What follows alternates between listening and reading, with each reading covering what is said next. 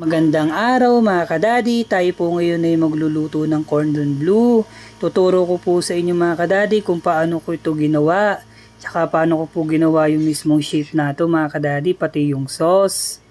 Tara po mga kadadi, turo ko po sa inyo, madali lang pong lutuin to. Dito nga po pala dinikdik ko lang po dahil wala po tayong mismong makinang panggiling. Dito mga kadadi, nilagay ko lang po yung mga ingredients tulad ng flour. Nakalimang takal po kasi ako dyan dahil po kita naman po nyo ay maliit lang po yung pantakal natin ngayon.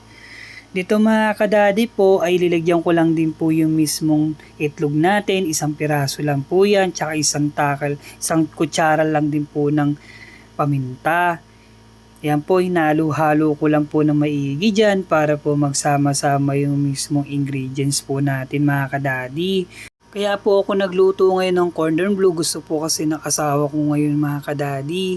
Dito nga po pala mga kadadi, nag-add lang po ako ng mismong hotdog natin. Yan lang po yung natira kanina na aking hiniwa-hiwa mga kadadi. Dito nga po yung nagugas na ako ng kamay mga kadadi, tsaka naglagay lang din po ako ng isang kutsarang patis, pampalasa lang din po.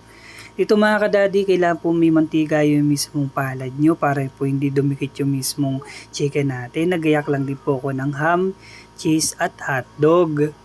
Yan, nirolyo-rolyo ko lang po mga kadadi para po bumilog yung mismong chicken natin at magugis bola-bola na siya mga kadadi.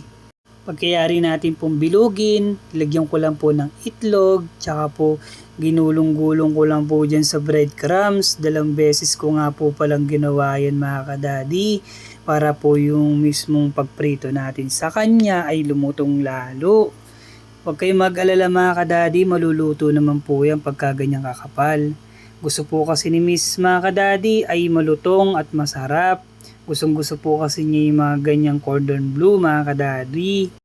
Pagka ganyan ng mga kadadi, tara po lutuin na natin. Tandaan po mga kadadi lagi pag magpiprito tayo ay kailangan mahina lang po yung apoy para po hindi po masunog yung mismong piniprito natin mga kadadi. Tsaka po mga kadadi, lagi natin babantayan yung mga niluluto natin para po yung mismong pagkain natin ay hindi masunog. Pagka ganyan mga kadadi, bali-balik ta rin lang po natin.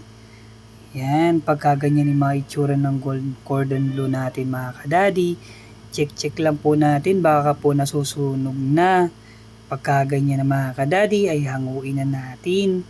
Tandaan po mga kadadi, i-drain lang po natin ng maigi, tsaka gumamit din po tayo ng tissue dyan para po yung mismong oil ay masipsip ng tissue natin. Dito mga kadadi ay gumagawa na po ako ng sauce. Sa paggawa po ng sauce natin mga kadadi, gayak lang po ako dito ng evap milk, cheese, tsaka black pepper o paminta. Tapos naglagay na rin po ako dito ng patis. Yung takip po kasi ng patis natin, ikasukat lang din po ng kutsara. Inalo-halo ko lang po ito mga kadadi ng maigi para po yung mismong cheese natin ay malusaw at maging ganito mga kadadi. At mga kadadi, kung nakukontiin pa po kayo sa sauce, pwede naman po kayo mag-add ng tubig. Dito nga po pala mga kadadi, nag-plating na tayo mga kadadi. Napakasarap po ng corn bleu natin mga kadadi. Ang sarap po niyan. Lagi po tayo magdadasal mga kadadi. Huwag po tayo makakalimot sa Panginoon at magpasalamat. At huwag po tayo magkasakit mga kadadi. Ito po si Daddy My Kitchen na laging nagsasabing, tandaan, maikli lang po ang buhay.